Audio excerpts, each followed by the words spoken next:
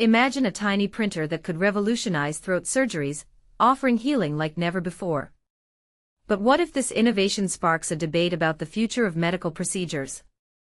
A team of researchers has developed a groundbreaking bioprinter that can deliver healing hydrogels directly to the throat, an advancement that could significantly improve tissue repair and post-surgical outcomes.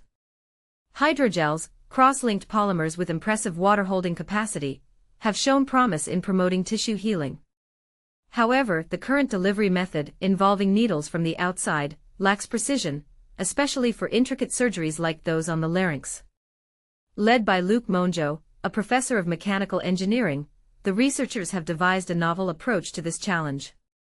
They have created a bioprinter that can print hydrogels directly into the throat during surgery, ensuring a more precise and controlled application. This innovation is particularly crucial for vocal cord surgery, where the current bioprinters are too large and lack the necessary precision. The researchers, including PhD student Sven Groen, designed a miniature bioprinter with a 2.7 mm nozzle, a significant reduction in size compared to previous models.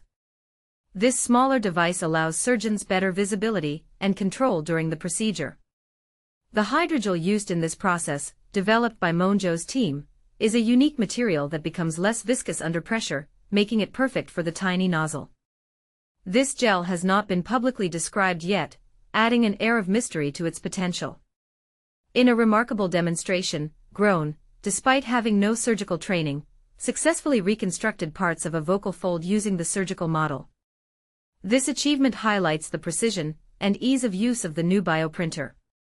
While minor variations in precision may not affect the overall results, the team emphasizes the importance of having surgeons test the device to gauge its true accuracy. Professor Mariah Hahn, an expert in biomedical engineering, agrees that surgeon feedback is essential. She believes this technology has the potential to enhance surgical outcomes, particularly in delicate procedures involving the vocal cords. Moreover, the applications could extend beyond the throat, with potential uses in heart and liver procedures, opening up a world of possibilities.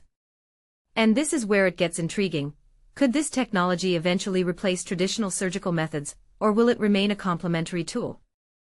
The future of medical procedures may be about to change, and your opinion matters. What do you think about this innovative approach to surgical healing?